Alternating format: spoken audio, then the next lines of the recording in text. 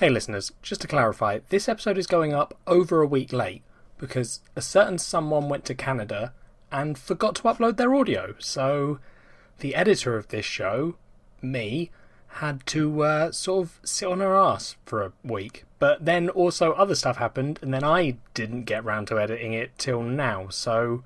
But by the time you hear this, we'll be doing our next show this coming Monday. So, not a whole lot of time to get in your thoughts, but do it anyway.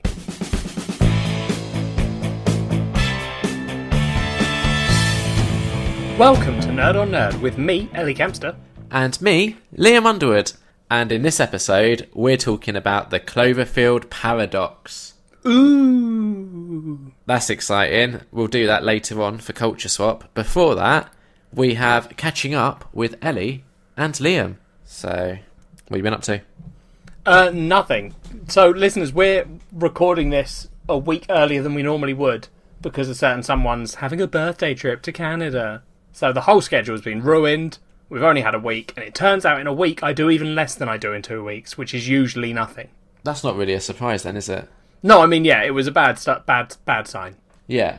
So, you had 2 days off work, so you've had a 4-day weekend. So I struggle to believe that you haven't done anything with I had that 2 time. days off work after I worked 36 hours in a row, mate. I spent those days sleeping.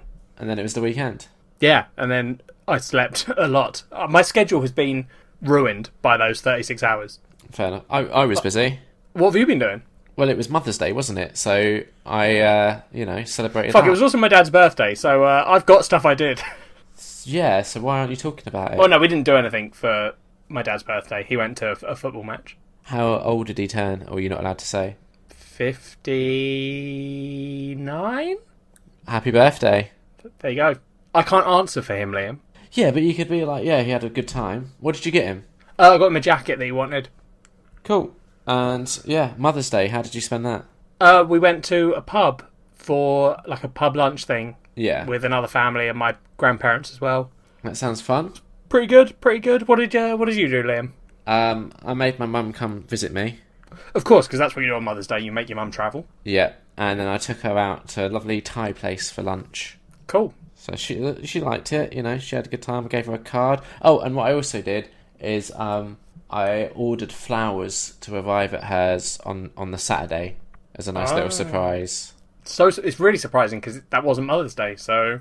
Exactly, but I didn't want to give her flowers and then she'd have to drive all the way back with them. Oh my god, we fucked up. How?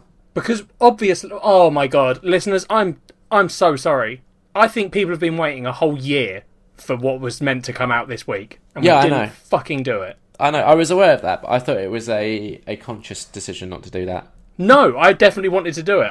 Listeners, I'm putting it on the list. It's going on the list. We should have done 50 Shades fucking Darker. Well, I was thinking maybe we'd give it a 2-year gap between each one. Because, honestly, I don't know if I'm ready to watch the next one yet. I so am. I've heard it only gets worse from here. So next year... Nope. What do you mean? American Mother's Day. When's that? No idea, mate. Might have already happened. Did you do anything else? What, since we last spoke? Well, just in general, just in life. How's... You know what, Liam? Yeah.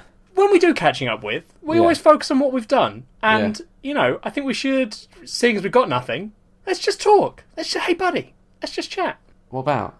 I don't know. How are things going with you? Yeah, they're going. Same. That's the thing. I think that's why we don't really talk about how it's going, because it's just going, isn't it? It is just going. That's true. And that's probably for both of us the best we can really hope for. Yeah, I think so. So that's deep insights with Ellie and Liam. Yeah, we can dig deeper if you want. We can talk about how you're finding dating. How's that going? Same old. How was wiping your ass? It's a daily challenge. You managed to get down from a roll? Sometimes. Right, good for you. I think it depends on what I've eaten. I mean, it shouldn't. You're definitely doing it wrong, but we can't do this. Not at 30. No. It was okay when you were just late 20s, but I can't be teaching a 30-year-old how to wipe his ass. That's fair enough. I've been eating a lot of Weetabix though. Fibre. Well, I'm trying to get into the habit of having breakfast. Yeah, breakfast is good. But I don't know. I forget to do it at home, and then I get to work, and then I'm like, oh, there's only unhealthy options. Yeah, so that's kind of I have to force myself to have breakfast because I don't wake up hungry. Yeah. But I've got into a bit of a routine now where like on most days I have a like 10 a.m. meeting with work that I don't really have to do a lot of talking for. So okay. I kind of make my breakfast so I can eat that while I'm on the meeting. So I've got like a little routine sorted. Is it a video meeting? Nah. Oh, okay, that's all right then. I was going to say you definitely shouldn't be eating in a like a team meeting. You say that, right? But I've been on video meetings before where there's this little old lady. I don't think she's with us anymore. Like, she's not dead. She's just right.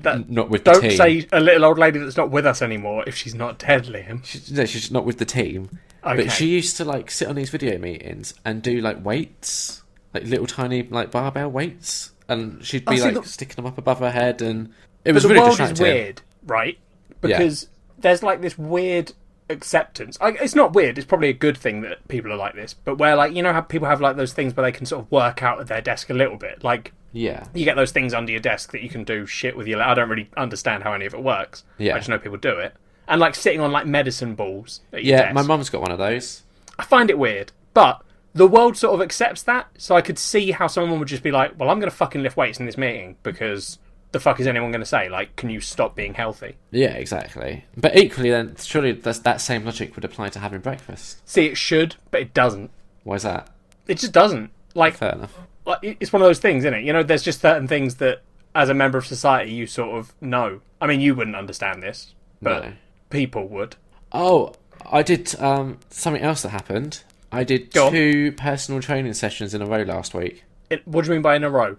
Sorry, like on 2 like consecutive days. two simultaneous days. So it's that Cloverfield paradox. It's getting into my head. You jumped to timeline B. Yeah, and worked out. On 2. So I had a personal training session on Thursday, and then another one on Friday. That seems not great. It was horrible. Yeah. You're meant to leave like a day's gap, aren't you, between workouts? Yeah, but like obviously with the whole Canada thing coming up, we were running out of time and we had to get them squeezed in. So but here's the thing, okay?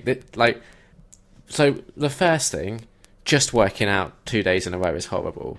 Yeah. But the other thing is the social interaction side of it. Why? I can do 1 day a week with my personal trainer of pleasantries. Like, we've got our topics that we tick off. The whole, how did you spend last weekend? How are you spending this weekend? Weather.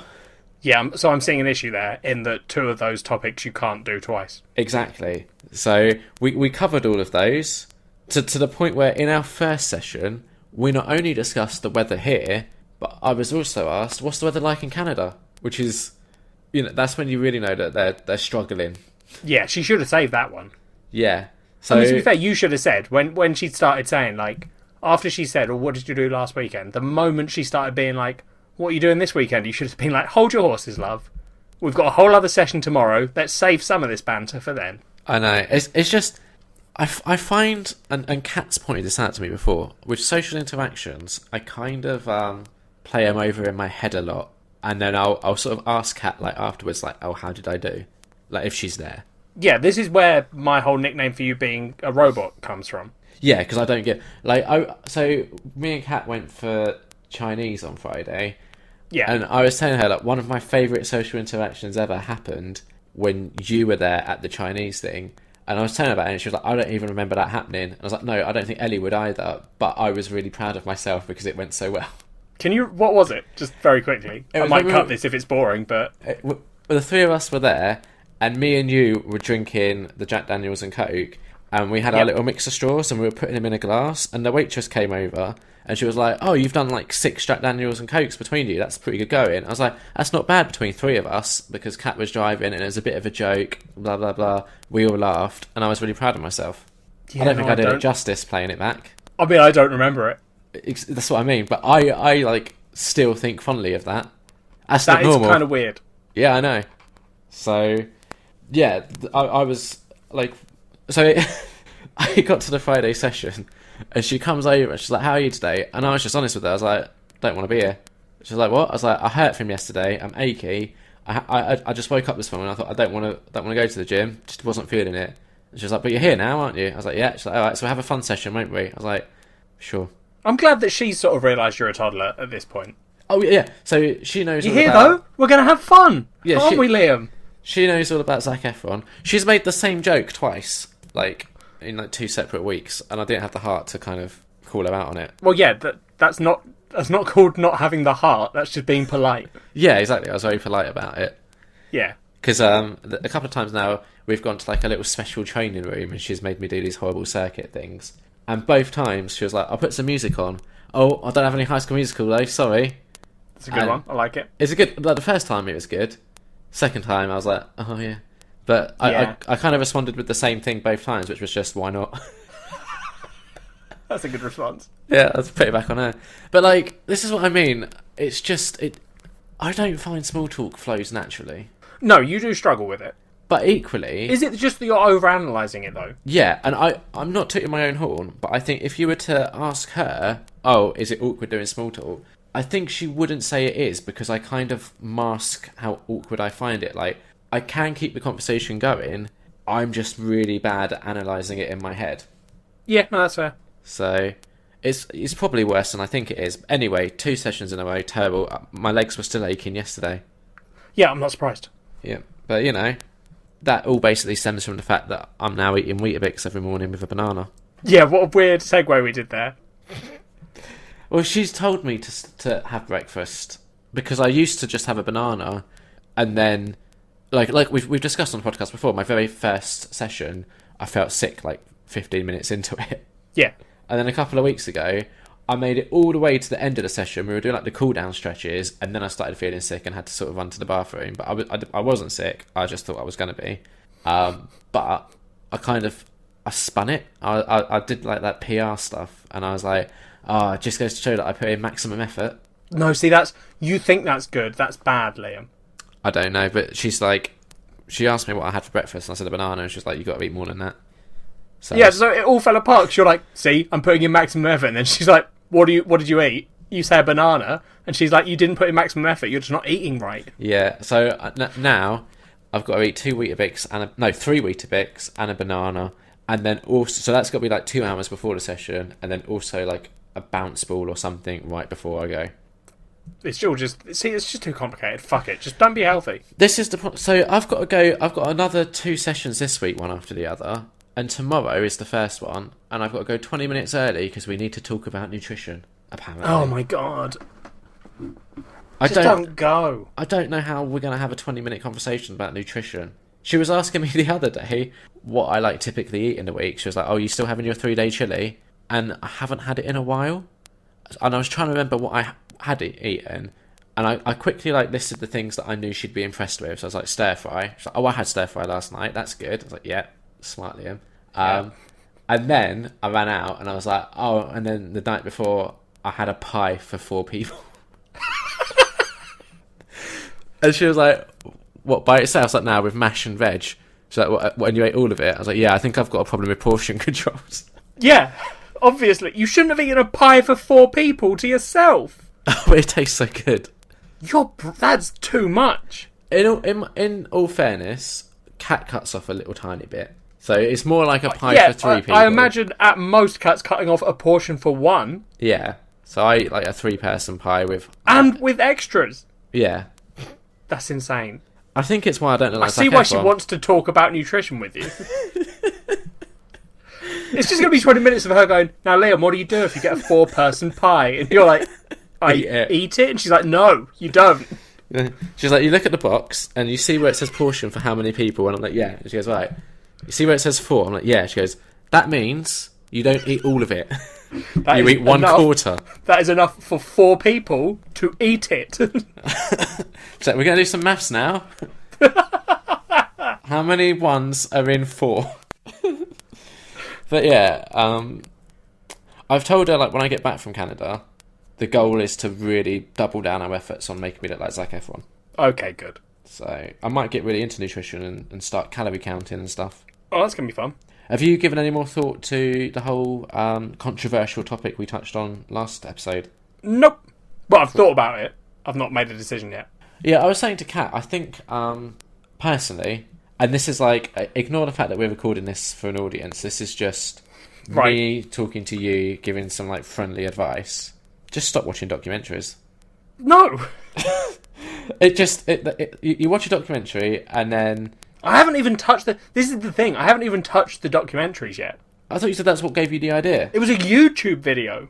Oh, it wasn't even a Oh. No, it wasn't even like a... No, exactly. This is the thing, Liam. If it meant that much to me from just someone talking on YouTube, you don't watch the fuck's going to happen to me if I watch Blackfish? Well, I don't think Blackfish is all about being vegan. I think it's about... No, but it's sad about the animal. Yeah, I think it's like don't go to SeaWorld because they mistreated the whales. Well, it's not just don't go there. Well... You're a bad activist. I mean, the other thing with documentaries that you have to remember is that they have agendas. So they're going to paint one side. Yeah, well, okay, well... No, I'm not getting into this on the podcast because I might cut this out anyway. No, what do you mean? Well, I was going to say... Right, so... Yes, they have a side, right? Yeah. But the idea that both sides are right doesn't make sense. So to me, the side of the vegan, like, don't eat the animals because we're slowly fucking up the world, and eating animals is definitely not helping with that because we're cutting down huge amounts of forest to feed animals that are just being eaten and we don't need to. Yeah. Right? That argument to me makes sense. So the counter-argument to that, assumedly, is fuck eat it, the animals. Meat. Yeah. Yeah. So that, to me, doesn't make sense. So the logic of there's two sides to that story is like, yeah, there are. And one of those sides is, I don't give a shit, I'm going to eat me. But it probably, and I don't know, I've not watched any of the documentaries or looked into it at all, but it probably is a little bit more complicated than that. Like, well, there's two kind of issues here. The first, to have any impact, and I agree this is not a great argument, but it's a valid one. One person going vegan won't make a huge impact.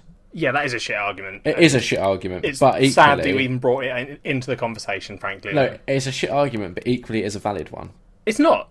How is it not? Because if everyone said that about everything, nothing would happen. Exactly, and a lot of the times, nothing happens. What are you talking about? We're leaving Europe. That was a mistake. Trump got into power. Another mistake. Yeah, and that's all from people being like, one thing doesn't make a fucking difference. Well, people need to... go fuck yourself. Well, I'd rather not. Well, that's a lie, and you know it. And then the second issue is, if you stop eating animals, there'll be too many animals. What? No, we breed them. Yeah. Well, yeah, then you're going to put people out of jobs. Well done. We're already putting people out of jobs with automation. They're literally, in America, at this moment, having to figure out if they're going to introduce a basic income because they do not have enough jobs for everyone. Can't they, instead of, like, focusing on cutting down the rainforest to feed the animals... Can't they just, like, double their efforts on making, like, lab meat? People are trying, but then it's just not happening. Yeah, well, I would happily... I respect the principle of veganism, I just couldn't do it. Yeah, sure, fine. But that's what I mean, like, yeah, it's all well and good being like, well, I'd eat lab meat, but if you aren't doing anything, right, then you're not doing anything. Like, yeah, I'm not going to help the situation. You can't say, I would eat lab meat, but it's not there, so everything's fine. Like, I know you can, but I can't. What do you mean? I can't sit there and be like, well, they haven't done lab meat yet, so I'm just going to carry on. Yeah, you can. No, I can't. But there's right, if you start down this road, there's probably loads of things that you, like, your carbon footprint. Yeah. What are you going to start doing to reduce that? Commute to work every day. Yeah. Only drive when necessary. Yeah. There's got to be more stuff you could be doing. Like, using electricity at night. Yeah, I don't. Have candles. I don't use electricity at night. It's night time and we're recording a podcast. It is not night time. It's 9 o'clock. Whatever. In the evening. Let's move on. No one gives a shit about this debate we're having. Well, you're the one that wanted to, like, catch up. Are we done now? Yeah, fuck it. Housekeeping. Yeah, terrible idea. No, sorry. It's not housekeeping. It's not housekeeping. You jumped the gun a bit. Liam's been to the cinema and here are the spoiler-free reviews of the things that he saw at the cinema. Only seen one thing since we last recorded, because we only Liam's been to the cinema and here is the spoiler-free review of the thing that he saw at the cinema. I saw You Were Never Really Here. I've not heard of it. Wait, I'm going to just bring up the synopsis quickly. Okay. Because reasons. Bear with me. It's taking time. Alright, here we go. Here's the synopsis for You Were Never Really Here. A missing teenage girl. A brutal and tormented enforcer on a rescue mission. Corrupt power and vengeance unleash a storm of violence that may lead to his awakening. How does that sound? Sounds alright. Does, doesn't it? Oh, is it a lie? It's... Right, okay. Before I go into my feelings on this, let me just start by saying, critically, this movie has been doing really well. Like, I think Commode listed it as his film of the week last week, and I've seen a few people on Twitter raving about it. On Letterboxd, it's been getting generally positive, like 4 out of 5 plus reviews. Yeah. It's directed by Lynn Ramsey, and she also directed We Need to Talk About Kevin. Oh, I haven't seen that. I've heard about it. Yeah, I watched it when it came out. So it came out in 2011, so we're talking 7 years ago. Yep. I really struggled with it, and it's very similar issues to You Were Never Really Here, where these films are adapted from, I think, books. Lynn Ramsey has kind of like done the adaptation herself, and both of them I'm like, I think there's a good story here, but the way it's being presented to me in film form, I'm hating. Okay. So basically, I cannot stand Lynn Ramsey as a director, and I went into this with an open mind because I was like, okay, We Need to Talk About Kevin. That didn't work for me. Hopefully this one will. And it was the exact same issues where it's not exactly artsy fartsy, but it tries to do. I mean, You Were Never Really Here more so than We Need to Talk About Kevin. It tries to do this thing where it goes, I'm not going to explain it. You figure it out. Oh, And you hate that. some films do that well, right? Because they give you like enough pieces of the puzzle that you can fill in the blanks, and that's a lot of fun. Yeah. But this one doesn't even give you like anything. It feels lazy. It just feels like a lazy excuse for them to just be like, whatever, and now we do this. And like the editing's really shit, and like both me and Kat came out and we were just like, so did this mean that? We think it did, but we're just guessing because there's no like nothing in the film would lead you to actually think that, if you know what I mean. Yeah, got you. It was just, so it has Joaquin Phoenix in the lead. He's alright. It's also, so like the synopsis said, it's all about him like trying to save this abducted girl, right? Yep.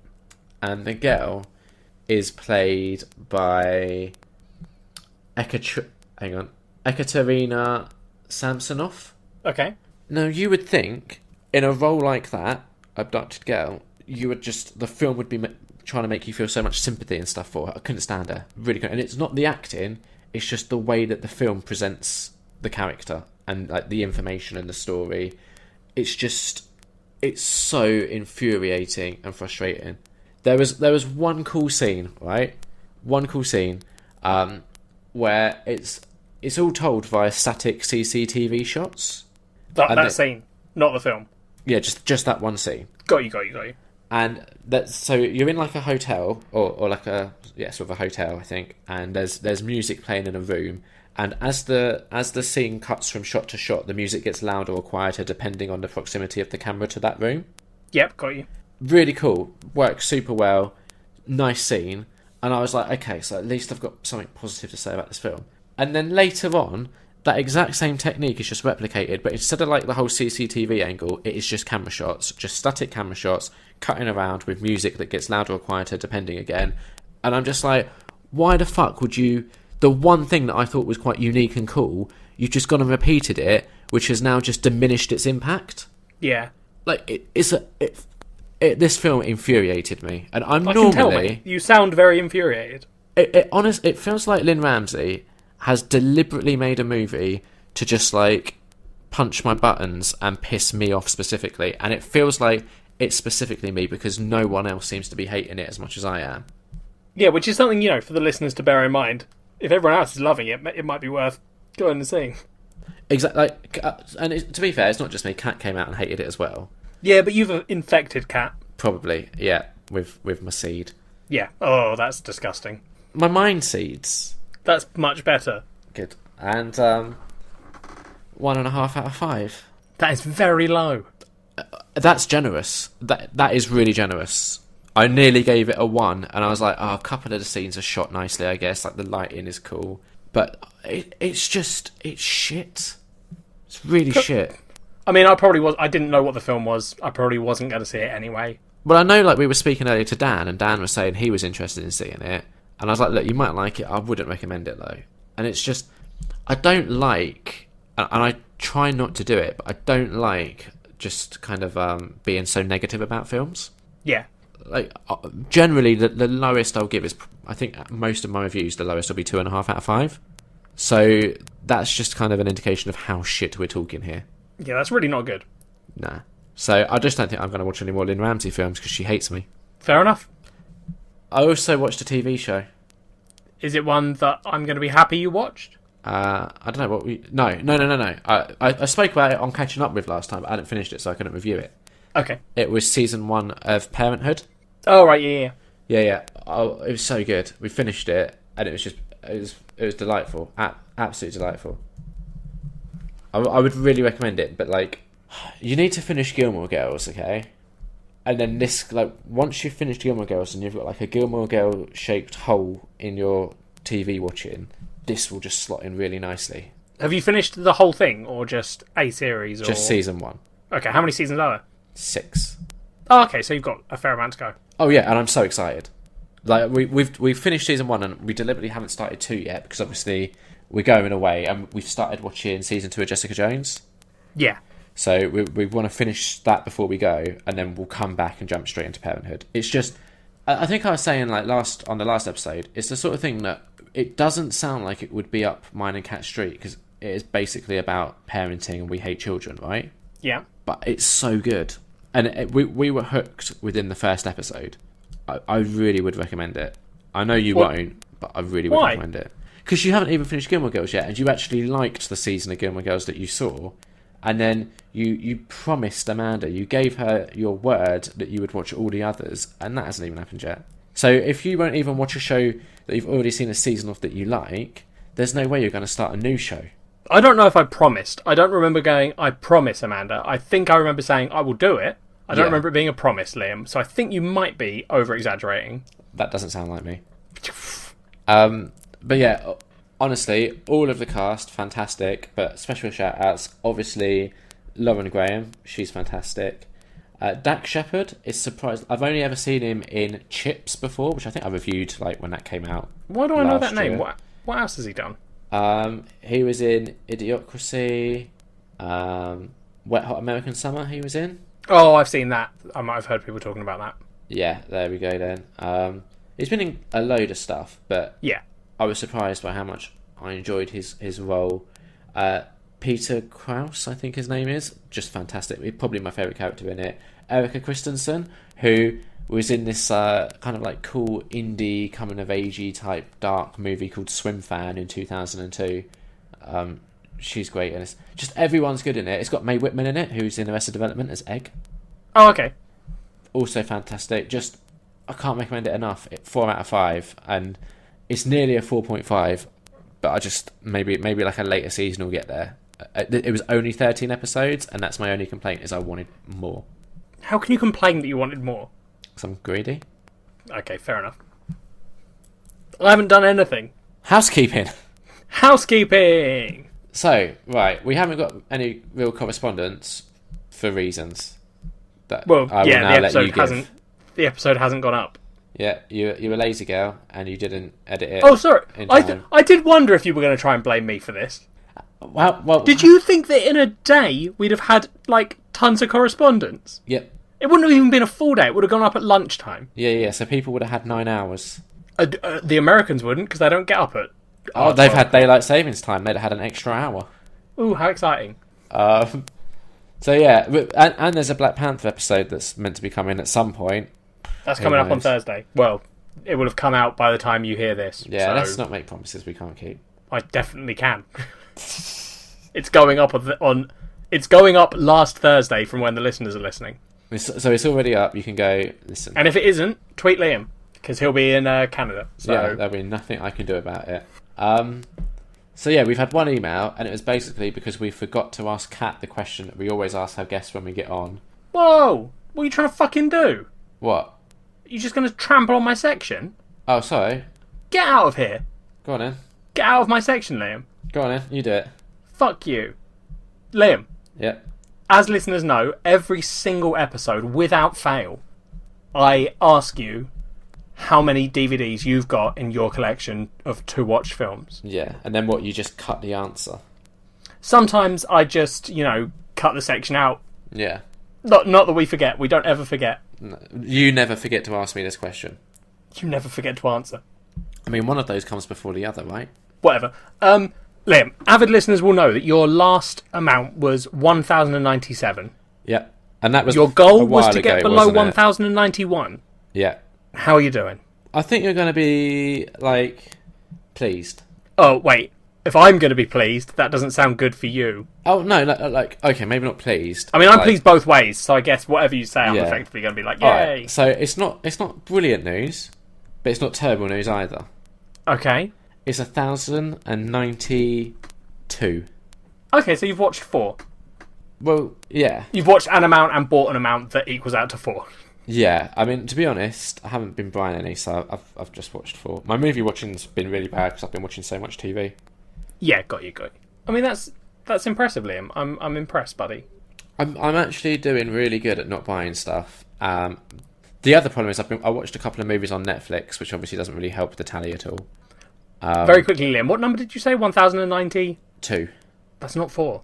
What is it? It's 5. It's 5. 5. So now Look at that. I'm doing bad maths there. There's a few films that came out recently in the last week. I've got 3 films on my Amazon wishlist that I'm waiting for them to come down in price. So okay, but I'm trying my best to be real restricted with what I buy. None of this HMV 5 for 30, none of that bullshit. Yeah, I'm going to get fucked over when Criterion do another 50% off sale. Well, you've just got to hope they don't do it for a year. They do it twice a year. Well, you're going to have a bad time then. I've just realised I forgot to add one of the films that I bought. So Ooh. It's 1,093. 1,093, it just went up, so it was -4. Yeah. Bad times. Other avid listeners who listen to every episode, will also know that when we get a special guest on, I always, without fail, ask them how they feel about the number of DVDs in your collection. And as you sort of fucked up and ruined for everyone, obviously we had Kat on last week, and she, being someone that lives with you and has to experience this collection for herself, gets in her way. I'm sure that everyone was fascinated to hear what her opinion was, and I totally fucked up and forgot to ask. Yeah, that was a shame. Bad times. Well, so hang on, wait, hang on a second. We could fix this. Yeah? Hang on. Just give me 1 minute. Okay. Here it comes. Here she comes. Oh, Jesus. Maybe. Cat!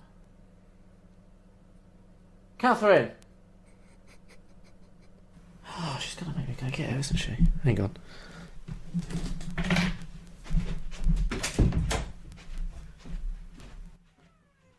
Cat? Can you come up here, please? It'll be quick. What are you eating? What is she eating? Right, I've got the very special guest, Kat Thyssen, here. You can ask her. Here she comes. You can tell how excited she is about this. Being ambushed into being on a podcast again. I've done it. Hello. Hi, Kat. Speaking to the mic. What's happening? Liam decided to get you so I can ask you, how do you feel about him having 1,093 films in his to-watch pile? I'm livid. Thank you. That's alright. Back to Liam. Can I go now? Yeah, you can go. We're just rectifying a horrendous error that Ellie made. What? She didn't ask you last time when she was meant to. Okay, bye. Bye. That was worth it, wasn't it? Fucking hell. Oh, it was, Liam. The insight the listeners are going to have into your life with Kat. Right, so... Kat! Catherine! I thought she'd have more to say, to be honest. I thought you would ask her more questions as well. She's got to live with it. No, because I find it hilarious that we did all that effort just to get Kat to go, I'm livid. Yeah, so... whatever. It's only, to be fair, Liam, it's only 3 to go till you're below the original number. So yeah, but if I buy the 3 that came out last week, then it's going to be 6, isn't it? Good maths there, buddy. So, I think this is the thing, is it's hard. Yeah, that is the thing. Culture swap. Swap my culture. Listeners, this time, because Liam's going to Canada and we were in a bit of a rush and we need to do something short, we thought, hey, a film came out, Cloverfield Paradox. Let's watch that. Yeah. So we did. Now, we should talk about the big kind of talking point with the Cloverfield paradox, right? What is the big talking point? How it... So, right, let's take a Oh, just before Liam gets started, listeners, anyone that has not seen this film and wants to, this will be filled with spoilers. So, here we go. Bye. Let's go back to the beginning. Cloverfield came out, and do you remember the marketing around that, where like the film didn't really have an official title? They just gave the release date and... Yep. Right. Then they had 10 Cloverfield Lane, where that kind of was just kind of snuck out with... Like, I think the first trailer came out 2 months before the release of the film, which is really unlike big budget movies, because they normally have trailers for fucking ages. Listeners, if you want to know our thoughts on 10 Cloverfield Lane, we have reviewed it in the past, and that video is available on our YouTube channel if you just want to hear our thoughts on 10 Cloverfield Lane. Look at that, cross-promotion. Go look that with ourselves. It's a 3-minute 20 video, so we got into it. Wow, clearly. And now you've got the Cloverfield paradox, where the trailer for it came out 2 hours before the film was released on Netflix. Yep. So that's the big talking point, was the whole marketing thing, basically. Yeah, no, it's impressive. Well, is it though? Yeah, it is. And I think you should be more impressed with that marketing strategy. Why? Because they're doing the very thing that you insist that all movies do, which is surprise you. Like you said, no big budget films don't do this. No. The problem... Actually, before we go into the film, you said earlier that you think you know how I think about it, and I think I know how you think about it. So we're going to do a little role play. Just a very quick hint to the listeners. One of us is definitely wrong. The other one might be wrong. All right, here we go. So do you want to go first, or should I go first? You go first, man. How do you think I felt about this film? Just get into the character. I loved it. It was space. Space and shit. It's so good. It's brilliant sci-fi and space. I love it. Inaccurate. 4 out of 5. Inaccurate. What do you think I thought of it? Oh, it's so boring. Why do they do this? This is a rubbish film. I don't like it. Out of 5? I reckon you will have given it... See, I want to say 1, but I feel like you might have... I feel like I'm genuinely overestimating how much you didn't like it. So I think you'll probably have gone for a 2 to a 2.5. Cool. Okay. Should we get into it then? Yeah, sure. Let's get into it. Is that we're just doing the predictions, then at the end we'll see if we were right? Yeah. I really loved it, Liam. It was full of space lasers and stuff. Yeah? That's not true. No. No? Right. What do you want to... how are we going to do this? What are we going to talk about? Let's talk about what happens in the film, right? Let's do a very brief summary. Brief synopsis. There is a spaceship in space. Yep, space station. Yeah, there are people on it, and they're trying to get this energy thing working, because we're running out of energy on Earth. It's set in the year 2028, I believe, and... Oh, no, bear in mind, right, the events of Cloverfield happened in 2008, so this movie is set 20 years after the events of Cloverfield, right? And I read the trivia for it, which J.J. Abrams was like, I have a timeline where it all connects and it all makes sense. Doesn't make sense to me at the moment, whatever. In the year 2028, after the events of Cloverfield... I'm so excited. I'm going to blow your fucking mind, Liam. Carry on. We're running out of energy on Earth. They want to have this like sustainable energy source, so they've gone up to space to fire what is, at one point in the film, referred to as a Higgs boson laser, I think. Well, it's called Shepard. Yeah, it's a particle accelerator that is accelerating Higgs boson particles. Right. Okay, and it's so dangerous that they have to do it in space, and they do it. And what happens is the movie basically goes, I like Alien, and I like Event Horizon, and I like a lot of other just generic space station-y movies. So let's just kind of take the best bits of all those and chuck them into this film and see what happens. Well, see, what you did there, Liam, was you jumped from the synopsis to your opinions, which is different, because the opinions I agree with you on. But the synopsis of the film is, what happens is they fire the laser, which jumps them into it. Shut up!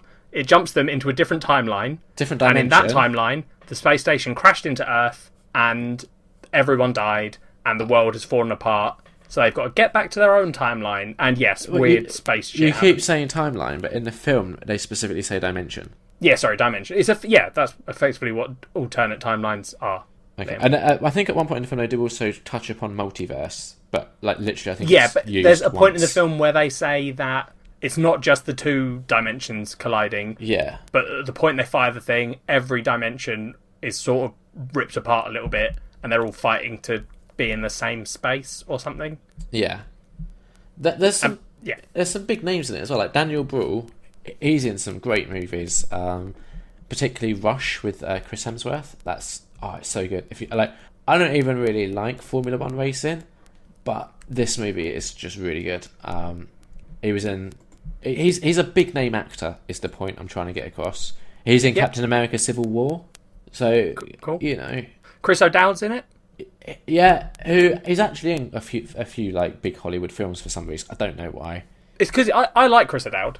I like him, but I don't know He's how a very like one note character. Like he's definitely typecast as, Yeah. and he plays that character in this. Yeah, like I don't get how he was in Molly's Game. I don't get how he was in Bridesmaids, but I don't mind that he was. Yeah, I like it. I genuinely, I think he's funny. Yeah, he was in Thor: The Dark World. Yep. I mean, I kind of know him predominantly for the IT crowd. That's where I think most people would probably have got their initial Yeah, O'Dowd feel. yeah. I don't think his character worked brilliantly in this. A couple of the humour bits worked, and then a couple just fell a bit flat for me. Yeah, see, I like half the movie.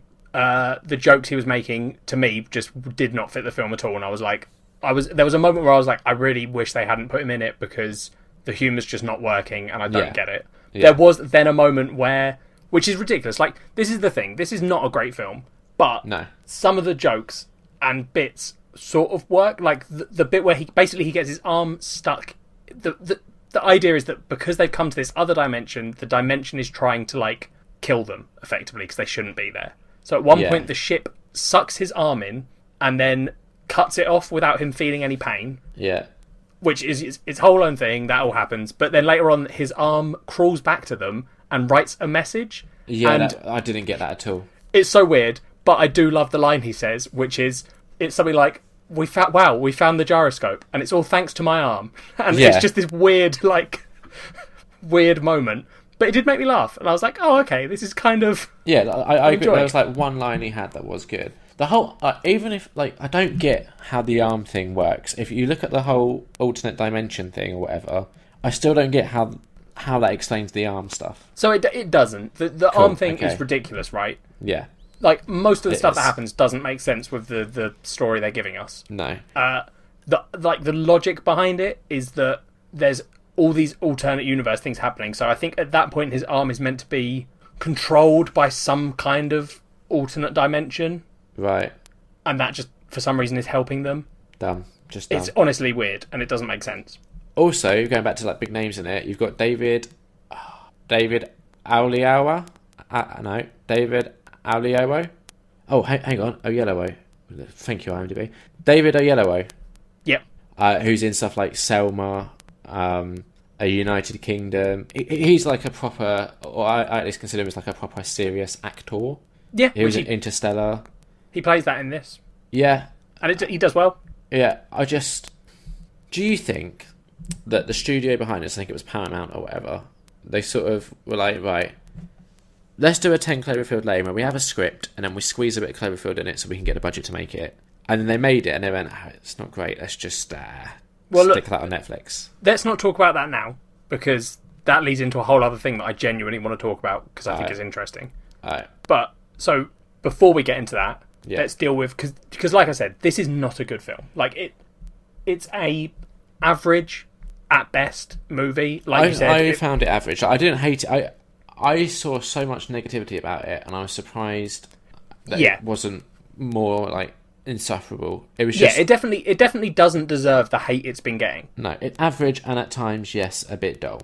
Yeah, exactly. And it's a lot of the stuff is, like you said, there's so many, like, references, or not even references, they're just things that happen in other films. Yeah, that you're like, it's really derivative. There's a scene where the Russian guy Volkov gets, like, they do some interesting stuff where he's being taken over by something. And I really liked the thing that they did with his eye. Yeah, because it's really creepy. Yeah.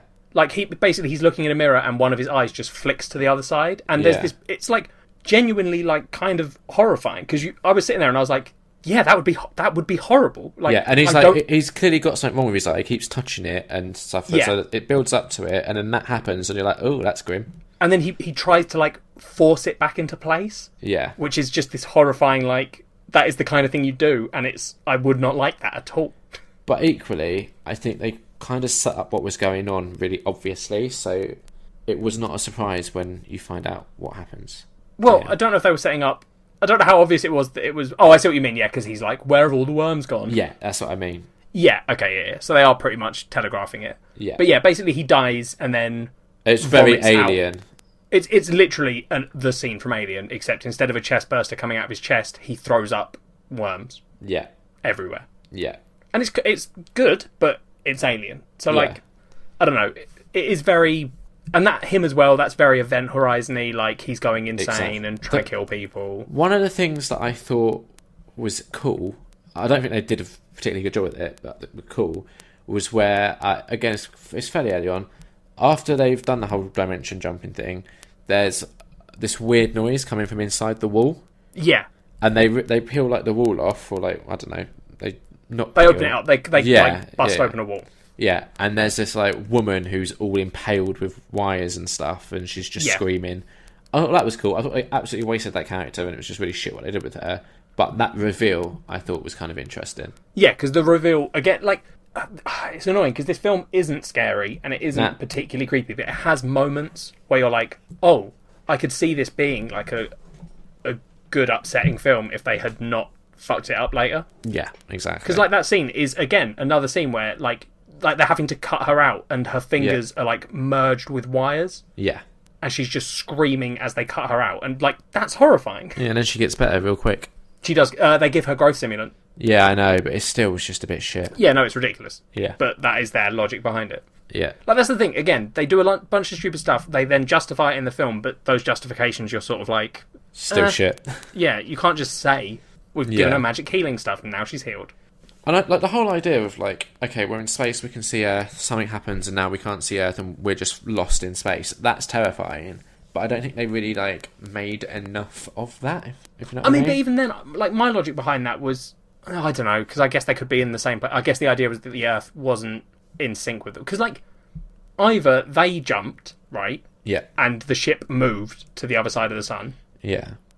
Or they jumped, and in the second universe, the Earth was in a different place, like as in on the opposite side of the sun. Because that's what it ends up being, listeners. They've lost the Earth. Turns out the Earth was on the other side of the sun. Which would make sense if they kind of did a time thing, right? Yeah, but they sort of don't. Okay. Well, I don't know. Okay, so I mean, because if the Earth's on the other side of the sun, it doesn't have to be a big time jump, does it? It would have to be like, what, 6 months? yeah, exactly. Yeah, here's the thing. So it starts to touch on the stuff that I want to talk about a little bit. Okay. Which is basically, so this is what I text Tom. So basically, I loved Cloverfield. It's like one of my favourite films. I really like genuinely love it. Cloverfield too. It's such a good film. It was early on enough in the handheld films that it wasn't outdone yet. Yeah. It And was I think, really original. if I remember rightly, we both liked 10 Cloverfield Lane, but I don't want to speak for you, but I know for me, the only thing I didn't particularly like about it was how they, at the end, had like 10 minutes where they just tried to cram it into the Cloverfield universe. Yes. So basically, me and my friend Tom were both, when Cloverfield came out, we got like hugely into it, like including the ARG that had come out around the film. Yeah. Like the Slusho, all the like these Do you want to companies explain that... what ARG is for anyone that maybe doesn't So understand? basically, when they released Cloverfield, they released an augmented reality game. Yeah. Which ARG. is basically when some films and stuff come out, you'll find like sites online that are part of a game. Effectively, it was they had created the fictitious universe of Cloverfield and made companies in it that you could go and look at the sites, and that would lead to clues that would let you learn more. So one of the cool things about Cloverfield is a good film that stands up by itself, I think. Yeah. But yeah, it's it also does. got this backstory that the film doesn't touch. The film's like, no, we're not giving you the backstory. We're giving you a monster movie just contained in this film. And if you want to go and see all this cool like backstory and this whole world, that's there. You can go find it. I think the only thing that's like arguably hints at it maybe is that very last shot in Cloverfield as well that hints at something bigger's going on.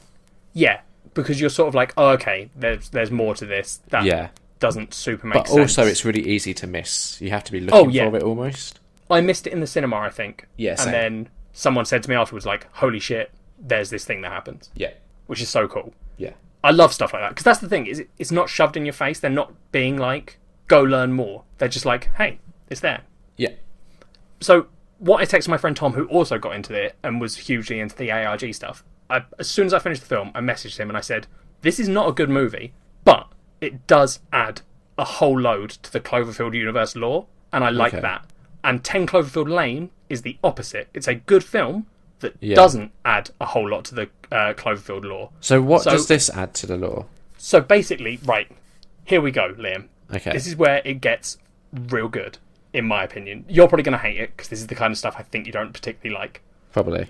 Basically, the Shepherd Project, so this big thing that turns on and activates energy, right?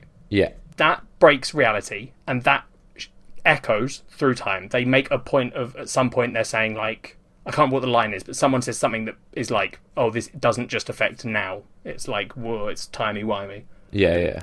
Right? So, at that point, there are 3 timelines. There's the one we're watching in Cloverfield Paradox, where they leave. Yeah. There's 10 Cloverfield Lane. Actually, there's Cloverfield. Yeah. Basically, this sends back one of the creatures to the normal Cloverfield universe. From where? Okay? From where? Yeah. You said, like, sends back. Like, what do you mean sends back? So they haven't explained where the Cloverfield monsters come from yet. So that's all just theory. Like, there is stuff we know, and... What? I thought the first Cloverfield monster, right, in Cloverfield, came from the ocean. Yeah, it does. Right. It comes from the ocean. It eats a thing on the floor of the ocean that basically can kill people, but is put in a drink called Slusho, which appears in all the Cloverfield films and most Bad Robot movies, including Star Trek. That there's like this whole thing about how that kills people if there's too much, which is what the parasites in the original film have. So they make people blow up when they bite them. Yeah, which is really cool, that scene. Yeah, that's such a good scene. Comes out of nowhere, very upsetting. Yeah. So basically, the theory is that they did this thing, and one of the monsters was like got put into our ocean, effectively. Okay. Right? Or perhaps they always existed on that Earth, and this thing brought them forward to these times. Right. Like, people don't really know. So there's that universe then gets a Cloverfield. You get the events of Cloverfield 1. 10 Cloverfield Lane.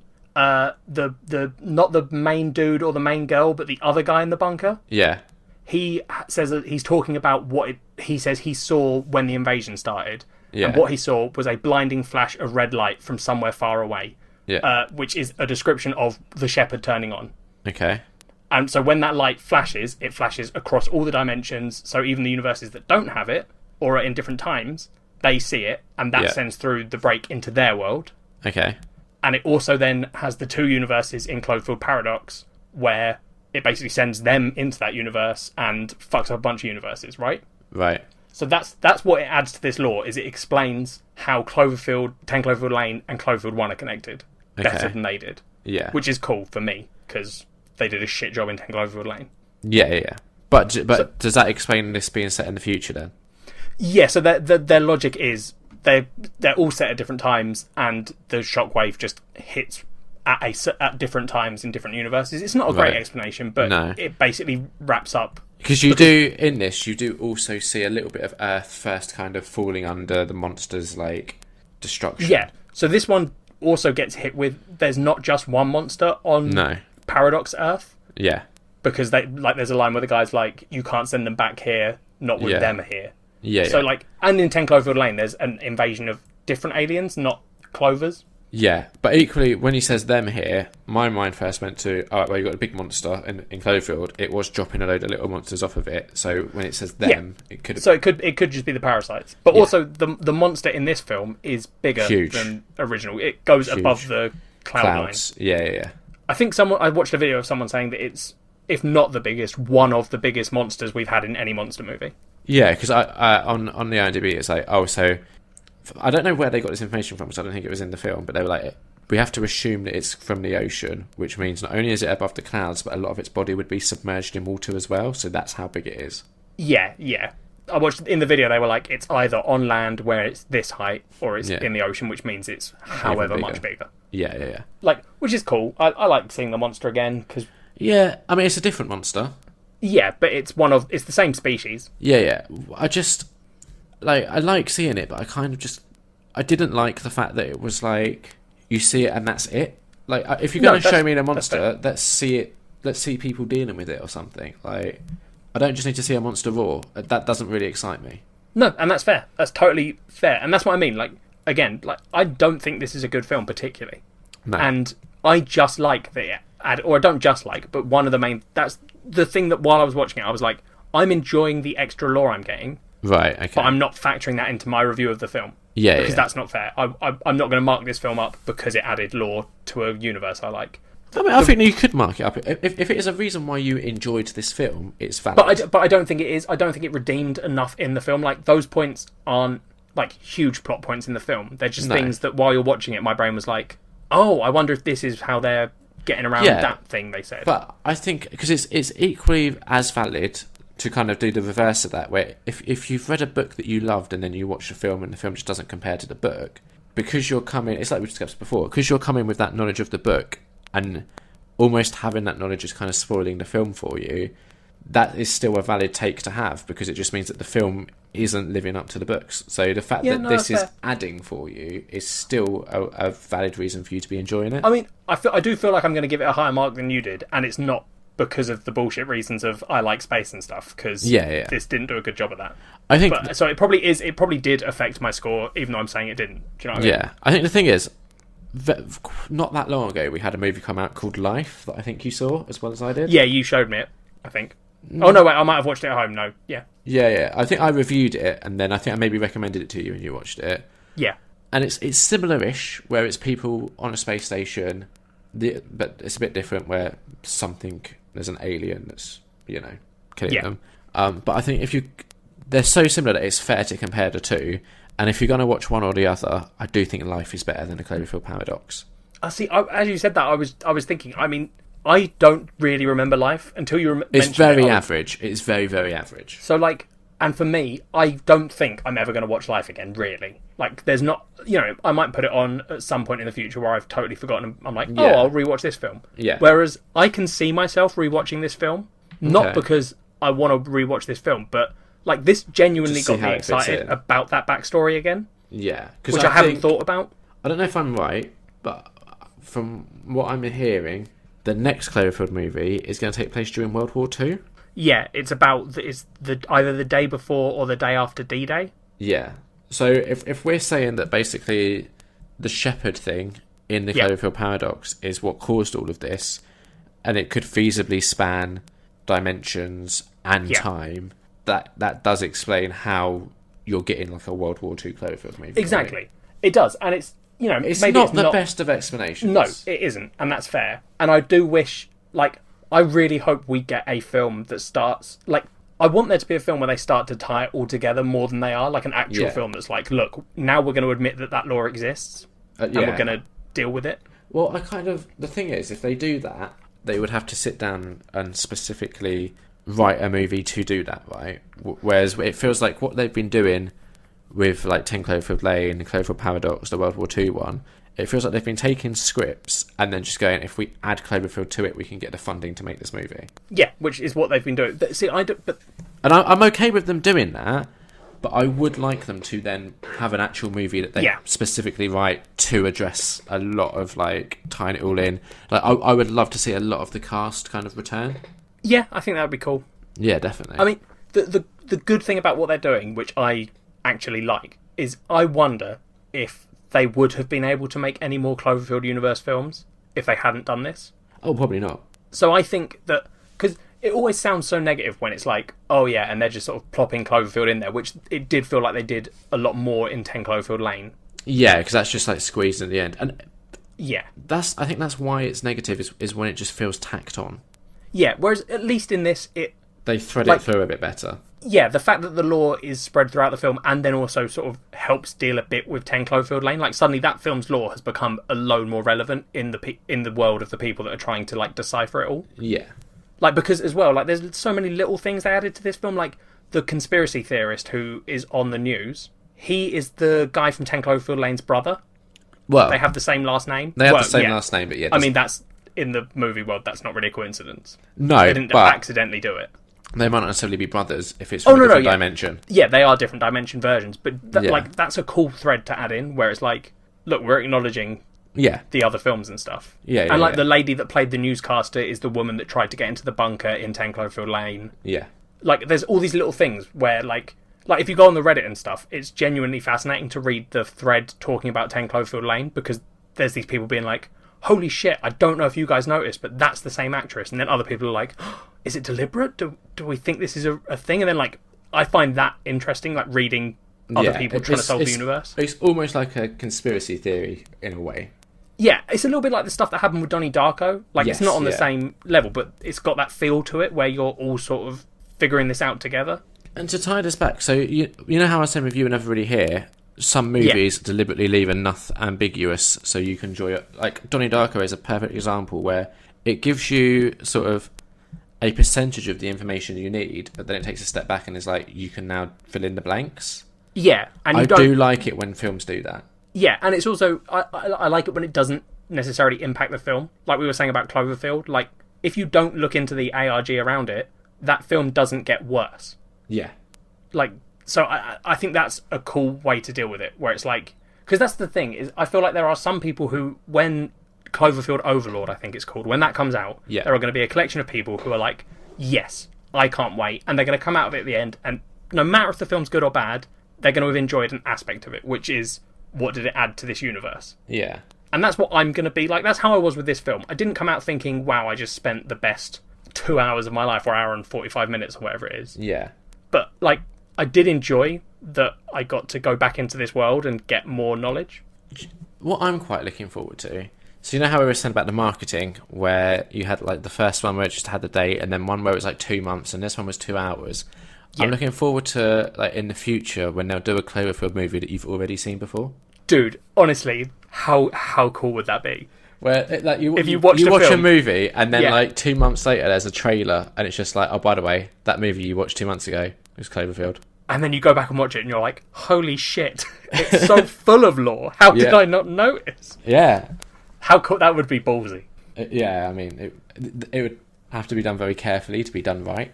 Yeah, I don't think they'll do it, but... No, I think as soon as you like, saw imagine if Sasha, you were like, if they turn around and they're like, Overlord, that was Saving Private Ryan.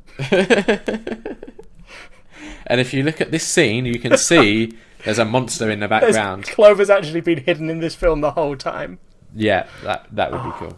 But yeah, like I feel like we've done a good talk there about it. Yeah, I think so. Like we said, it's not the most exciting of films. Like if you take out all of the lore stuff, there's bits that are a bit dull. And I think the other thing is none of the characters are massively likable. They're not.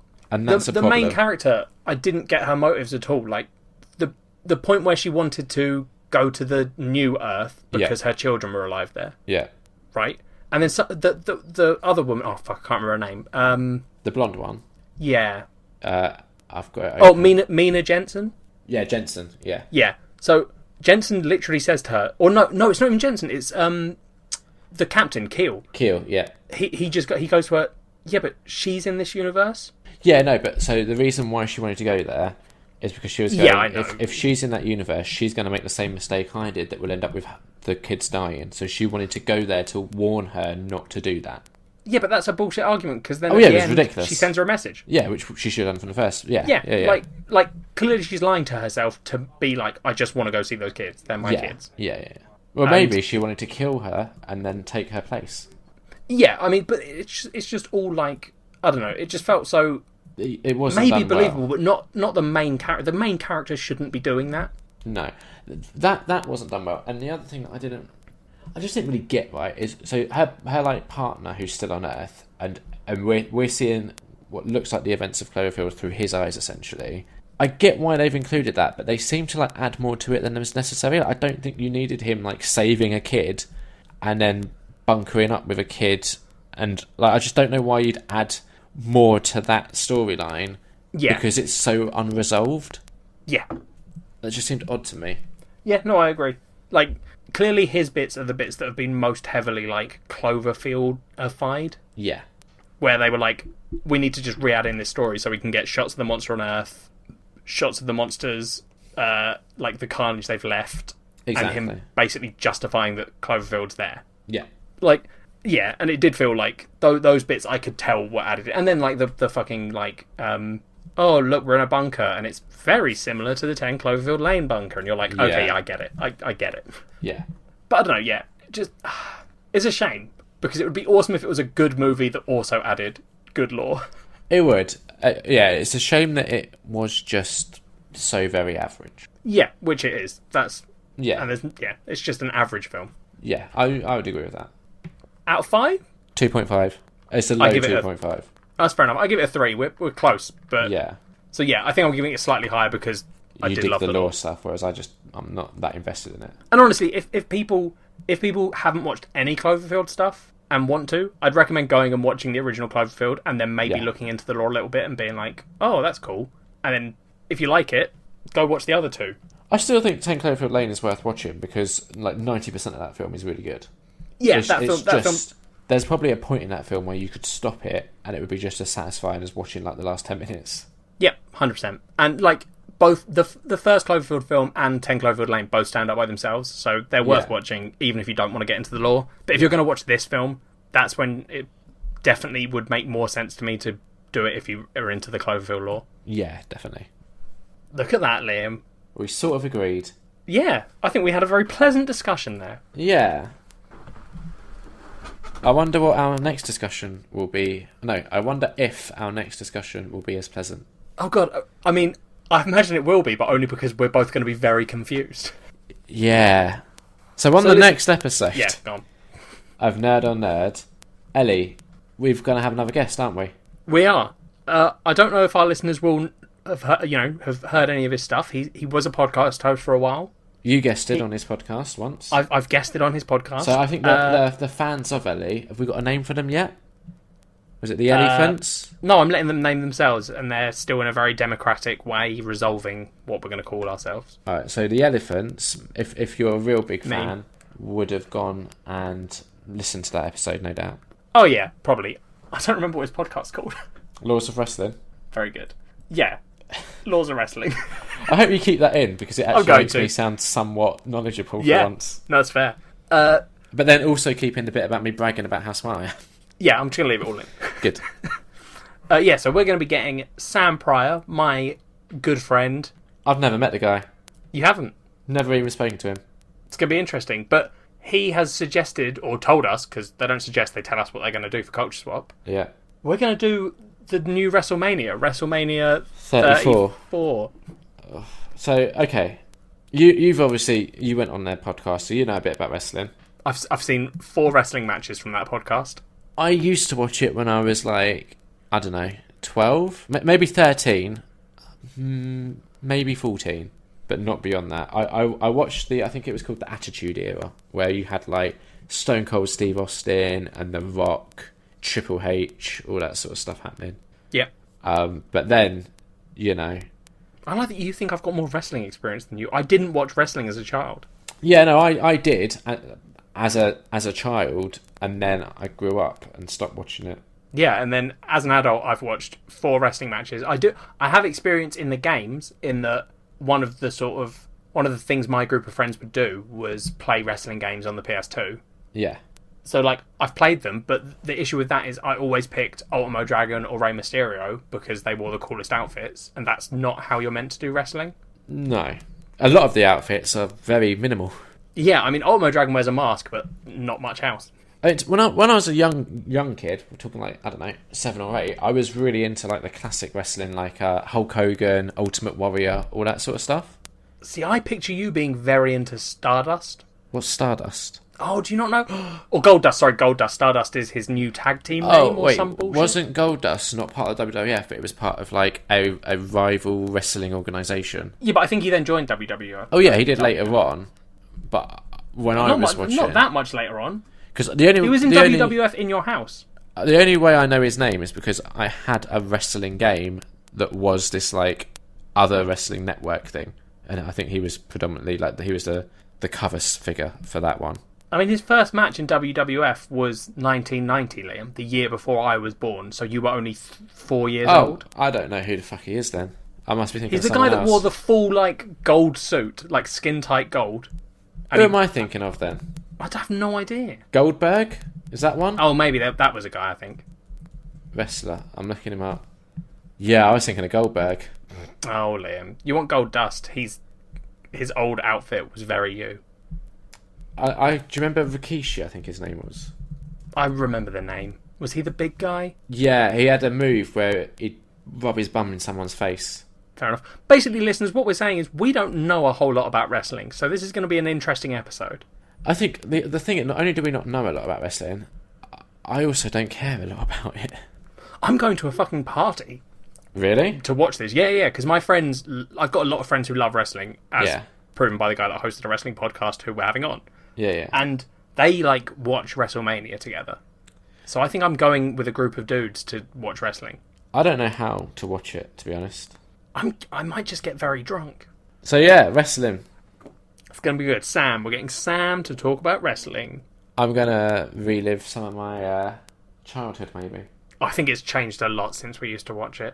The thing is, I think they've made it tamer since when because the stuff I was watching, it was more like stunt work than wrestling. It got silly, where people were being flung off 21-foot high cages, and they were using thumbtacks a lot. Oh yeah, why did they ever do that? Oh, that's just horrible. It's brilliant because I loved all that stuff because I really like stunt work. I think because it was getting so violent, they had to start taming it down because they are a PG sort of event. Yeah. So I think I'm just going to find it really dull, maybe.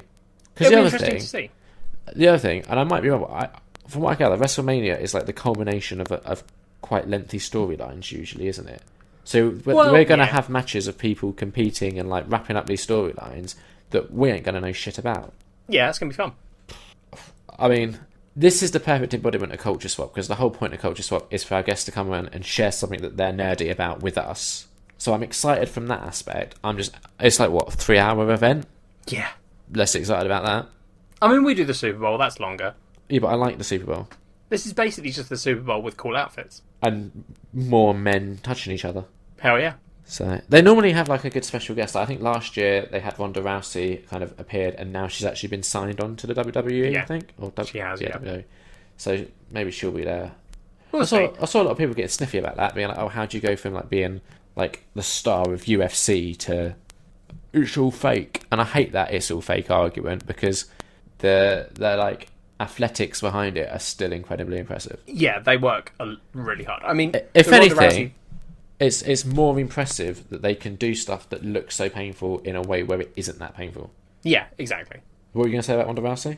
Oh, I was going to say the whole thing with her. I think it's the answer to how could she go and do it is money. She got her ass kicked in UFC, and then very quickly realised that as soon as one person figured out how to counter Ronda Rousey, that was it. Yeah. So she was just well, I've got to go do something. I like Ronda Rousey. Yeah. Or I used to. I like her less with some of the stuff that's happened with her, but... What stuff's happened? I don't want to get into it on the show, really. We don't have time for a segment about Ronda Rousey. Just give me the headline. She was accused of beating some partners and stuff. Oh, okay, fair enough. Naughty. Don't do that. I don't know what actually became of that, so I don't want to throw shade. Yeah. But I just sort of stopped allegedly. being just say she's allegedly. so good. Yeah. Fair enough. So yeah, we're doing WrestleMania 34. For most of our regular listeners, sorry. Well, Sam assures me that there's going to be crossover, so hopefully some I think of you that's bullshit. We'll see. We'll see. How do people get in contact with us, Liam? They could tweet us at Nerd on Nerd. They could email us, nerdonnerdpod@gmail.com. They could Facebook us, if you just go to facebook.com/nerdonnerdpod. You can find us on YouTube. We're still in the process of uploading our older episodes. It's going great, though. There's if good you've got content issues with on there. how Liam's doing that, just let him know. Yeah, I'll ignore it. Put it this way. Yeah, my co-host has issues with how I'm doing it. If I'm not going to listen to her, why the fuck do you think I'd listen to you? Yeah, fair point. It's going great. Just love it. And yeah, you could just drop a comment on there or something. iTunes, you could review us and rate us, and that would really help the show somehow. Bumps us up the rankings. Yeah. Fuck it. Cool. Any final thoughts? Nah. Have you got any final thoughts? What timeline are we in, Liam? I don't know. Wow. That was the Cloverfield noise. Bye. Bye.